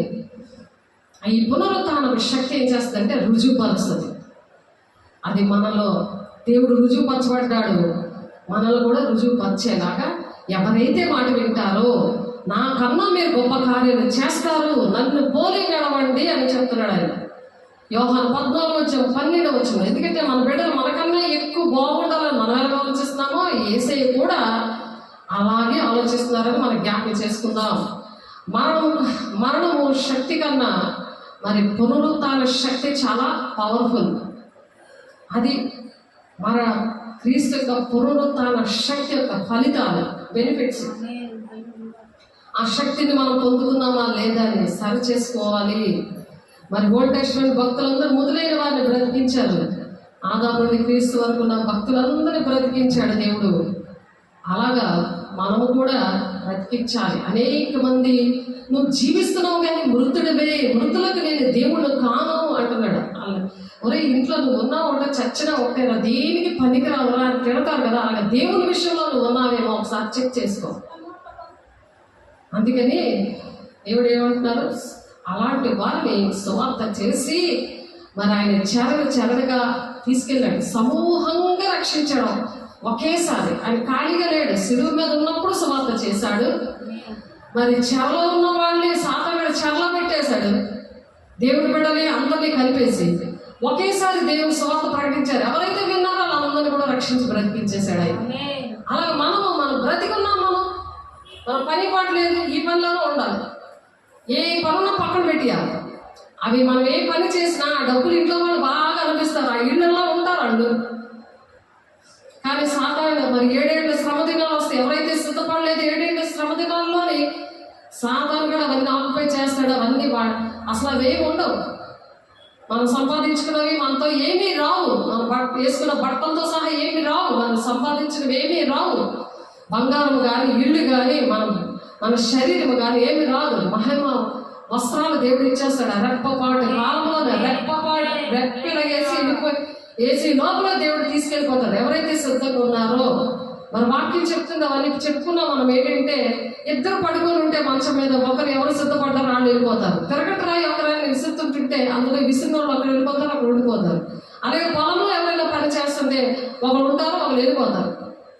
ఎందుకంటే గోధుమలు పక్కనే గురువులు పక్కనే, రెండు పక్కనే ఎదిగమని చెప్పాడు మత్తయి 13 అందుకే ఇద్దరు పక్కనే ఉంటారు. సైతాన్ పిల్లలు దేవుని పిల్లలు పక్కనే ఉంటారు. కానీ దేవుడు వచ్చినప్పుడు మాత్రం వాళ్ళు చిటికలో మాయమైపోతారు, నీకు కనిపించరు. అప్పుడు వాళ్ళ మీద ఇంకా ఆధారపడలేదు. వాళ్ళు వెళ్ళిపోయినప్పుడు నీకు బుర్ర పనిచేస్తుంది. 7 ఏళ్ళ శ్రమ దినాల్లో అప్పుడు సాధారణంగా నీకు బ్యాడ్ వేస్తూ ఉంటాడు. అప్పుడు ఇవన్నీ గుర్తొస్తుంటాయి. రిపీట్గా గుర్తొస్తుంది. ఇంకేం లాభం లేదే. ఆడు ఎన్ని శ్రమ పడతాడో, తినడానికి తిండి ఉండదు. 660 ముద్ర వేసేస్తాడు. ఆడు ఏడు చెప్తే అదే ఆడికి మొక్కాలి. మొక్కుతేనే నీకు తిండి, లేకపోతే ఇల్లు, లేకపోతే నీకు జర్నీ, దేనికైనా వాడే దిక్కు. ఆ ముద్ర వేసుకుంటే మాత్రం దేవుడు రాజ్యం కలరు. ఆడి చేతుల్లో చచ్చిపోవడమో, పారిపోవడమో, లేకపోతే దేవుని దగ్గర ఏడమో, దాక్కొని ఏదో ఒకటి చేయాలి. ముద్రగాన్ని వేయించుకున్నామా చచ్చిపోతాం అంతే. 7 ఏళ్ళు అలాంటి శ్రమలు పడాలి. ఎందుకు? అదే ఇప్పుడు చక్కగా అనుకూలమైన సమయం. ఇదే రక్షణ దినము. ఇప్పుడే మారుమనసు పొందుకోదు. ఇప్పుడే నీ హృదయాన్ని దేవుడికి ఇచ్చి నమ్మి బాప్తిసం తీసుకున్నాడు, రక్షణ పొందుకుంటాడు. నమ్మని వారికి శిక్ష విధించబడంటే అదే శిక్ష కావాలా, రక్షణ కావాలి. పునరుత్థానం శక్తిలో ఇలా మనం దేవుడి మాటలు ప్రకటించడానికి దేవుడు అభిషేకించును గాక ప్రతి ఒక్కరిని. దేవుని నామమున స్తోత్రం. ఆమేన్. పునరుత్థానం తర్వాత సమాధుల నుంచి బయటికి వచ్చి యెరూషలేములో అనేకులు కనిపించారట. పునరుత్థానం శక్తిలోని సమాధుల్లో నుంచి బయటకు వచ్చారట అనేక మంది. సమాధుల నుంచి ఎవరు బయటకు వస్తారా? చూడండి, దేవుడు అలా ఆ సమాధుల నుంచి బయటకు వచ్చి యెరూషలేము వచ్చి అందరూ సాక్షిగా నిలబడ్డారు. మేము పునరుత్థానంలోనే మేము కూడా సమాధుల్లో నుంచి బయటకు వచ్చాము. అప్పుడు అందుకే ఇప్పుడు ఎలా ప్రజలు ఎలా ఉన్నారంటే, ఇప్పుడు కాదు కదా అది జరిగేది. ఇప్పుడు జరగలే, అప్పుడు జరిగింది. యేసయ్య చనిపోయినప్పుడు. అప్పుడు పునరుత్థానమైన శక్తి యొక్క అర్థం ఏంటంటే, వినాలి. పునరుత్థానం యొక్క శక్తి యొక్క అర్థం ఏంటి అని అంటే, ఆయన వార్తను ప్రకటించడం. ఈ విషయాలన్నీ క్లారిటీగా నేర్చుకొని ప్రకటించడం. ఆ గ్రహించే శక్తిని కావాలని దేవుని అడగడం. శిష్యులకు కూడా గ్రహింపు శక్తి దేవుడు ఇచ్చారు. అప్పుడే వాళ్ళకి తెలిసింది. అంతవరకు వాళ్ళకి అర్థం అవ్వలేదు. వాళ్ళు పరిశుద్ధాత్మ పొందుకున్నాకే ఆయన ఎలా బ్రతికారు. ఆయన రూపమే కాదు, ఆయన గుణాలు వచ్చాయి. అలాగా ఆ వాక్యము గ్రహించే శక్తి, పరిశుద్ధాత్మల శక్తి పరిశుద్ధాత్మ పొందుకున్నప్పుడు ఆ శక్తి వస్తుంది. ఆమేన్. శక్తి లేక ఎలా ప్రజలు ఎలాగ తయారయ్యారంటే ఈ వార్తలు ప్రకటించడం మానేసి ఆ ఇంటిలో చనిపోయిన వాళ్ళు ఉంటారు కదా, సమాధుల్లోకి వెళ్తున్నారు. మాట్లాడకుండా వింటేనే అర్థం అవుతుంది, బుర్ర పనిచేస్తుంది. ఆ వార్తలు ప్రకటిస్తేనే దేవుని రాజ్యం, లేకపోతే ఉండదు. బుర్ర బాగా పెట్టుకొని వినాలి. సమాధుల్లోకి వెళ్ళి ఉదయమే లేచి వైట్ డ్రెస్ వేసుకుని, సమాధులకేమో మరి అగరబత్తులు వెలిగించడం, కొవ్వెత్తులు వెలిగించడం, దండలు వేయడం సమాధుల్లో చేస్తున్నారు. ఇప్పుడు ప్రజలు ఈరోజు చేస్తున్నారు. అందరూ కూడా దేవుడు నమ్ముకున్న వాళ్ళు, నమ్ముకోలేని వాళ్ళు కూడా ఉదయమే లేచి ఆ పని చేస్తున్నారు. ఆలోచించండి, సాతానుడు ఎంత గుడ్డితనం కలుగు చేశాడో. యుగ సంబంధమైన దేవత వారి మనోనేత్రాలు గుడ్డితనం కలుగు చేస్తుంది. పునరుత్థానపు శక్తిని తెలుసుకొని ఆ వార్తను ప్రకటించడానికి బయలుదేరాలి. రన్ ఫర్ జీసస్ అని నిన్నంతా కూడా ప్రతి దగ్గర కూడా విజయనగరంలో జరిగింది. ఉదయం 9 నుంచి 11 వరకు జరిగింది. ఎందుకంటే ఎవరు సమాధి కూడా ఖాళీగా లేదు. అది గమనించాలి ప్రజలు, మతం కులం భేదం లేకుండా. ఆ యుగ సంబంధమైన దేవత మనోనేత్ర గుడ్డితనం కలుగు చేస్తుంటే వాళ్ళు ఎటు వెళ్ళిపోతున్నారు వాళ్ళకే తెలియదట. ఇప్పుడు సమాధిలో ఉన్న వాళ్ళు లేచారు. అప్పుడు ఏసే పునరుత్థానుడు అయినప్పుడు ఆ పునరుత్థాన శక్తి వల్ల అప్పుడు లేచారు. యెరూషలేములో సాక్షులుగా ఉన్నారు. ఆమేన్. ఇప్పుడు లెగిస్తారా? ఇప్పుడు లెగిస్తారా? ఇప్పుడు లెగడు కదా. ఆ సమాధికి దండలేసుకోవడం ఎందుకు? అక్కడ కొవ్వొత్తులు వెలిగించుకోవడం ఎందుకు? సమాధులు పండగ అంటారు ఈరోజు. ఎంత దారుణం! మనుషులు కల్పించిన పద్ధతులు అవే. దైవోపదేశాలని నన్ను వ్యర్థంగా ఆరాధిస్తున్నారు. మనుషులు కల్పించిన పద్ధతులు అనేకమైన ఉన్నాయి. దేవుడు ఏం చెప్పారో అది ఎప్పుడు తెలుస్తుంది? పరిశుద్ధాత్మ పొందుకున్నప్పుడు, అపోస్తుల బోధలో ఉన్నప్పుడు అర్థమవుతుంది. నేను ఒకప్పుడు మా ఇంటి వాళ్ళు అలాగే చేశారు. వైట్ లంగా జాకెట్ నాకు కుట్టించాడు మా డాడీ. అలాగే 5 గంటలకల్లా లేపేసి 5 గంటలకల్లా చక్కగా ఇష్టం. అది దేవత పేరు. అది ఇష్టం అన్నది పునరుత్థాన శక్తి. ఆ శక్తి కోసం తెలియదు. ఎప్పుడైతే నా జీవితం అంతటం ఇచ్చి నాకు భక్తి నేర్పించండి, 2 చేతులు ఎత్తి దేవుణ్ణి అడిగాను. అప్పుడు నాకు నేర్పించారు ఈ భక్తి. ఎవ్వరు కూడా అలాగా దేవా నీ భక్తి తెలియకుండా నశించుకోకూడదు అని అందుకు నేర్పించాడు నా దేవుడు నాకు. ఆమేన్. హల్లెలూయా. ఏదైతే కళ్ళారా చూశానో, ఏది తాకి చూశానో, ఏదైతే నా చేతుల ద్వారా దేవుడు చేశాడో అది చెప్పకుండా ఉండలేదు. ఎందుకంటే చేశాడు, ఆయన మాట్లాడే దేవుడు. ఆమేన్. కాబట్టి మరణం శక్తి కన్నా పునరుత్థాన శక్తి చాలా గొప్పదన్నమాట. మత్తయి 27వ అధ్యాయము మరి 52, 53 వచనాల్లో ఈ పునరుత్థానం తర్వాత సమాధుల్లోంచి బయటికి వచ్చేట యెరూషలేము దేవాలయానికి వెళ్ళి వాళ్ళందరూ చనిపోయిన వాళ్ళందరూ కూడా ఇదిగో మేము బ్రతికామని అనేక మందిని దేవుడు బ్రతికించాడు. ఎవరైనా బ్రతికించారా సమాధంలో ఉన్న వాళ్ళని? ఎవరికి నువ్వు మొక్కుకుంటున్నావు? ఎవరితోటి నువ్వు జీవితం గడుపుతున్నావు? ఆ లూసిఫర్ వచ్చి వాడు పూజింపబడుతున్నాడు ప్రతి ఒక్కరితో. వాడు నీకు ఆలోచన చెప్పి నడిపిస్తున్నాడు, అలా నువ్వు నడుస్తున్నావు. కానీ నీకోసం ప్రాణం పెట్టినోడు ఎవరో నువ్వు గమనించాలి. ఎవరు పరిశుద్ధంగా జన్మించారో, నిన్నెవరు ప్రేమించారో, ఆ పునరుత్థాన శక్తి వలన నువ్వు కూడా దేవుని మాట వింటే ఆయనతో పాటు యుగాలు ఉంటావు. అది గమనించాలి. ఏ స్థితిలో ఉన్నావు అనే విషయాలు గమనించుకోవాలి. దేవుడు ప్రేమించి చెప్తున్నాడు మరి మాటలు. సార్వత్రిక సంగమా, అనేక మందిని బ్రతికించి యెరూషలేములో కొంతమందికి కనిపించారు. వాళ్ళు యెరూషలేములో కొంతమందికి కనిపించారు. ఎంత అద్భుత కార్యం! చనిపోయిన మనిషి సమాధిలో వచ్చి నీకు కనబడితే నీకు ఎలా ఉంటుంది? ఆనందం. ఇప్పుడు బ్రిస్కిల్లా చనిపోయింది, కప్పెట్టేసి అలా వచ్చి నీకు కనిపించింది అనుకో, ఆనందం వేస్తుంది, భయం వేస్తుంది. భయం ఎందుకు వస్తుంది? పునరుత్థాన శక్తిని పొందుకున్న భయం మీద. అది ఎప్పుడు జరుగుతుంది? యేసే చనిపోయి లేచినప్పుడు భూమి కంపించింది. ఆయన చనిపోయినప్పుడు అప్పుడు సమాధుల్లో ఉన్న వాళ్ళు లేచారు. యెరూషలేము దేవాలయంలో చాలా లావుగా ఉండి 10 లారీలు దాన్ని వెయ్యాలి తీయాలన్నమాట. అంత పెద్ద తెర, అంతమంది వేయవలసిన తెరని అంత మజ్జిగ అది చిరిగిపోతుంది. ఎందుకు? అతి పరిశుద్ధ స్థలముకి నీకు ఆ మధ్య గోడ లేకుండా దేవుడు నీతో మాట్లాడడానికి ఆ మధ్య గోడను తీసేసాడు ఆయన, ఆ తెరను తీసేసాడు ఆయన. ఆమేన్. ఆయన మాట్లాడే దేవుడు, ఎందుకంటే కృపకాలం ఇది.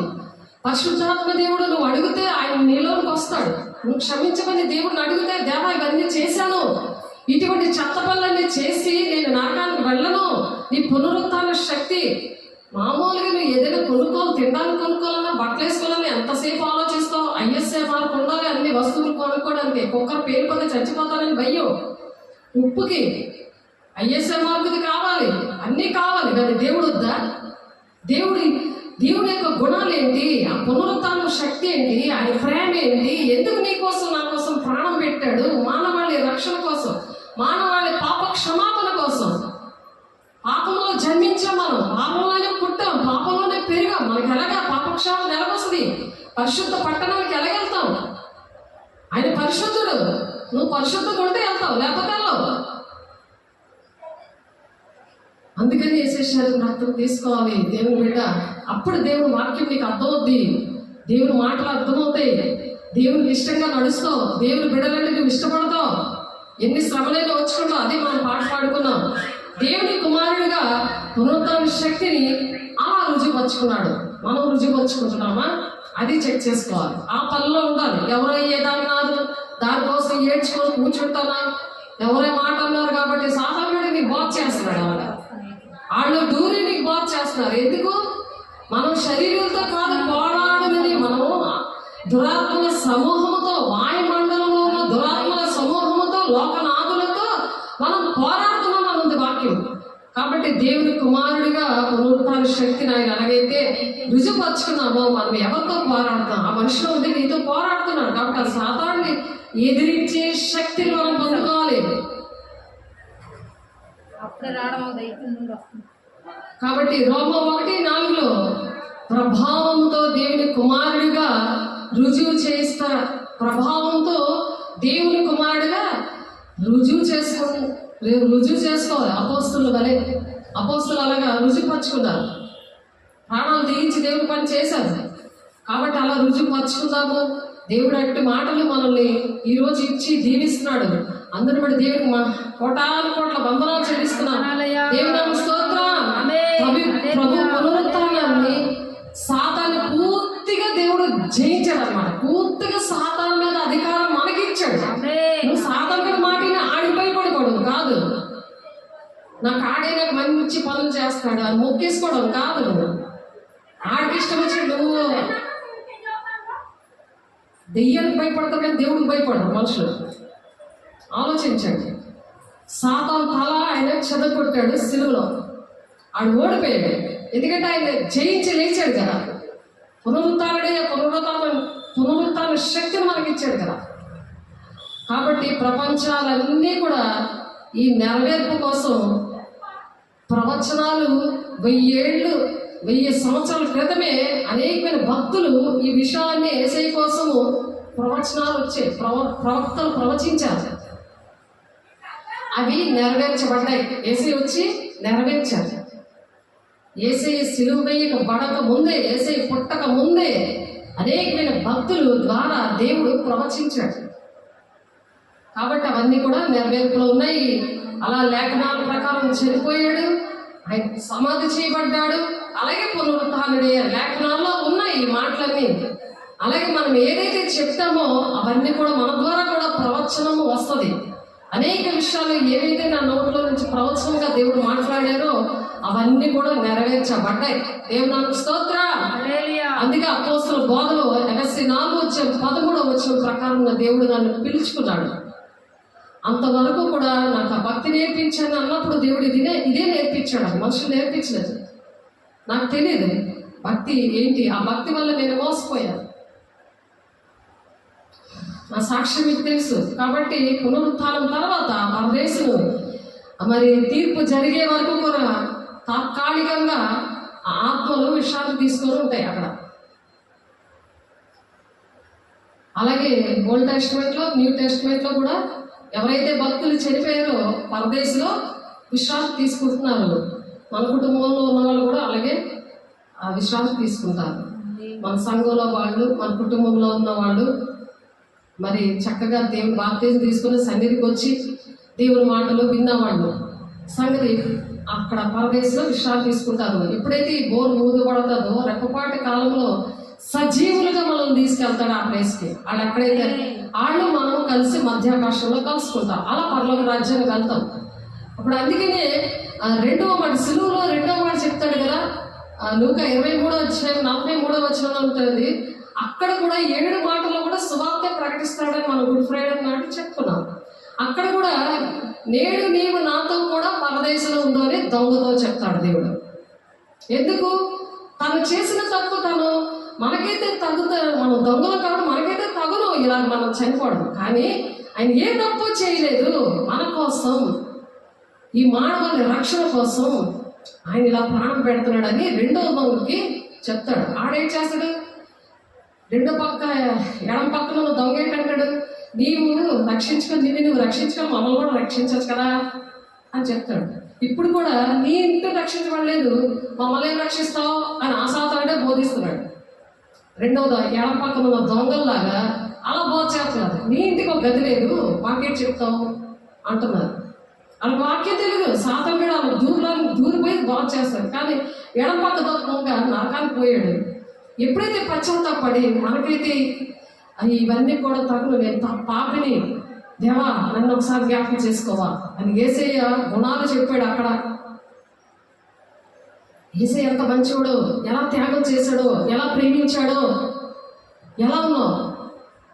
ఆ కుడిపక్క దొంగలాగా ఉన్నావా? దొంగవే, కానీ తప్పు చేసావు. కానీ ఒప్పుకుంటే నేడు నీవు నాతో కూడా పరదేశంలో ఉండవు అని దేవుడు చెప్తారు. నన్ను జ్ఞాపకం చేసుకున్నావా దేవా, నువ్వు పరదేశంకి వెళ్తున్నావు కదా. ఆ చలం తీసుకొని వెళ్ళి పరదేశంలో పెట్టాడు. ఆయన ఎంతమందిని రక్షించాడు, ఎంతమంది భక్తులకు సువార్త ప్రకటించాడు. ఆయన సిలువ మీద సువార్త 9 నుండి 3 గంటల వరకు 2 టెండలు ఆకాశానికి భూమికి మధ్యన వేలాడుతాయని సువార్త ప్రకటించాడు. మరి నువ్వు చేస్తున్నావా? దేవుడి మాట ఒక్కటి చెప్తున్నావా?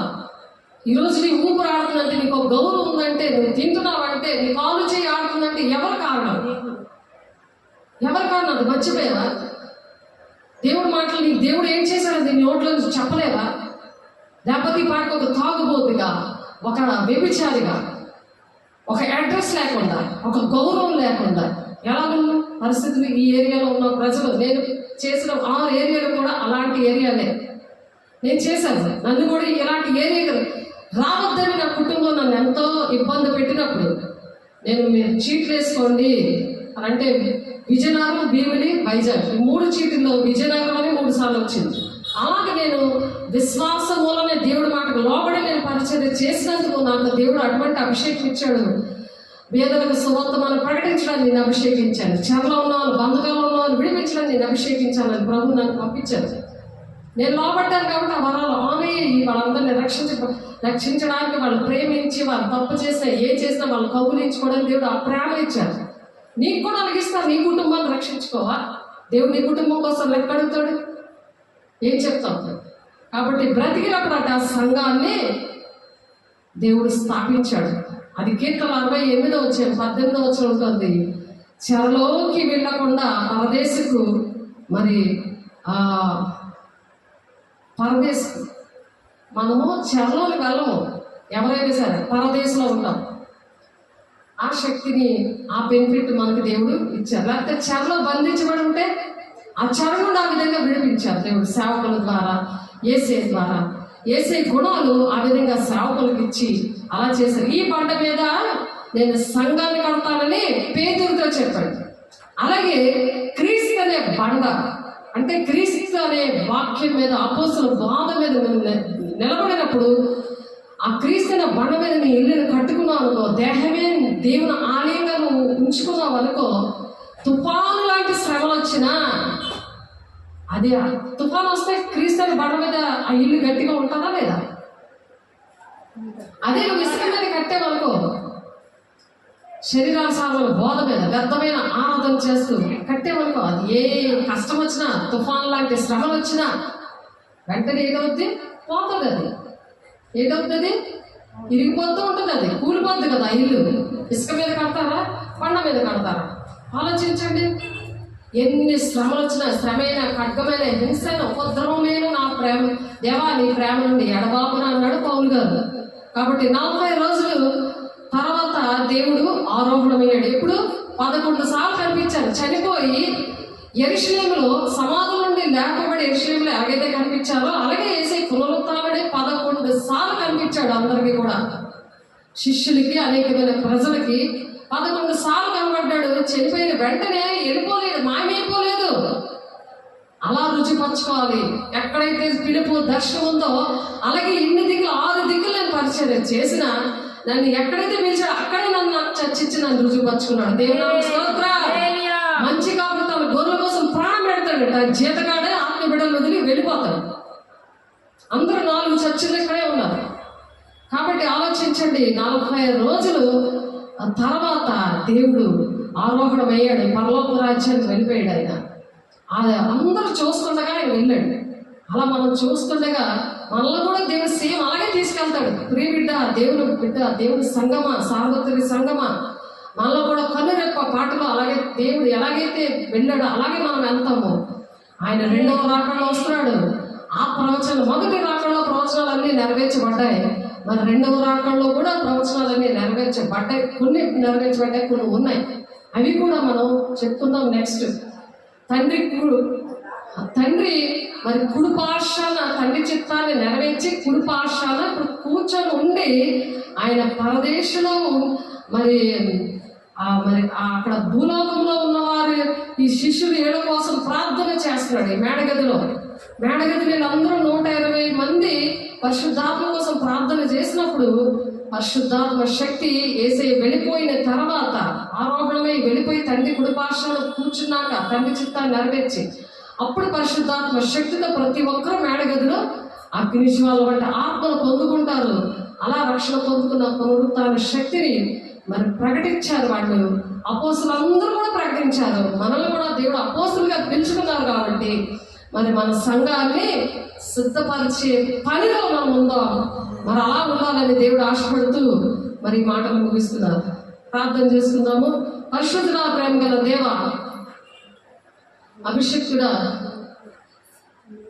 నీ మహిమ గల నామంలో, నీ శక్తి గల నామంలో ప్రభా మాతో మాట్లాడి మమ్మల్ని బలపరిచిన దేవా, భూదిగంతముల వరకు సాక్షులై ఉంటారని పునరుత్థాన శక్తిని ఆయా ఏ విధంగా ప్రకటించాలా మాకు నేను మరొకసారి మీరు బోధించాలి ప్రభు. మిగిలిన విషయాలు కూడా మాకు బోధించండి, నడిపించండి, మహిమ పొందుకోండి. అయా ఏ ఒక్కరూ నశించుకోవడం నీకు ఇష్టం లేదని 1 కొరింథీ 2వ అధ్యాయంలో 15వ వచనంలో రక్షించే వారి పట్లను, నశించే వారి పట్లను ఒక సువాసనగా ఉండమని చెప్పావు ప్రభా. అయా రక్షించబడిన వారికి ఈ విషయాలు తెలియదు, నశించిపోతున్న బిడ్డలకి ఈ విషయాలు తెలియదు చాలా మందికి. వారిని క్షమించండి, కనికరించి కృప చూపించి వార్తలు ప్రకటింప చేయండి. అయా వింటున్న ప్రతి ఒక్క బిడ్డ కూడా ఆఫ్లైన్లో, ఆన్లైన్లో ప్రతి ఒక్క బిడ్డ చేతులెత్తిన ప్రతి ఒక్క బిడ్డనే ప్రభా పునరుత్థాన శక్తితో అయా నింపి ఈ వార్తను ప్రకటించి ఆకాశంలో నక్షత్రాల వలె బుద్ధిమంతులు నాయన ఆకాశంలో జ్యోతుల్లో ఉంటారన్నావు. అనేక మందిని మార్గాన్ని నడిపిస్తారని చెప్పావు నాయన. అట్టి కృపను, అట్టి మహిమను ప్రతి ఒక్కరికి అనుగ్రహించి ఆటంకపరుస్తున్న ప్రతి దురాత్మ శక్తులారా యేసు నామములో లయమైపోవాలి. నీ మహిమ గల నామములో ప్రతి ఒక్క గృహాల్లో నుంచి, ప్రతి ఒక్క బిడ్డల నుంచి యేసు నామములో లయమైపోవాలి కాక. మహిమ గల నామములో, నీ శక్తి గల నామములో, నీ అభిషేకంతో ప్రతి ఒక్క బిడ్డని నింపి, కొరతలేని ఆత్మతో నింపి నీ వార్తను ప్రకటించే బిడ్డలుగా అయ్యా నీ ప్రేమతో నింపి పునరుత్థాన శక్తితో అయ్యా ప్రతి ఒక్కరిని మీరు నింపినందుకు, మీరు ఆశీర్వదించినందుకు అయ్యా మీకే కోట్లాది వందనాలు, స్తోత్రాలు చెల్లిస్తూ యేసే పరిశుద్ధ నామంలో బ్రతిమలాడి వేడుకుంటున్నాను తండ్రి. ఆమేన్. తండ్రి యొక్క దీవెన, కుమారుని యొక్క కృప, పరిశుద్ధాత్మ యొక్క నిత్య సహవాసము మరి చేతులెత్తిన ప్రతి ఒక్క బిడ్డకి మరి రక్షణలోనైనా వారు కొనసాగులాగా అంతవరకు సహించేలాగా మరి నాయన రక్షణ లేని బిడ్డలకి రక్షణ దయచేసి సదాకాలము ప్రతి ఒక్కరికి తోడేయండి, నడిపించిన గాక. ఆమేన్. God bless you. దేవుడు మిమ్మల్ని దీవించిన గాక.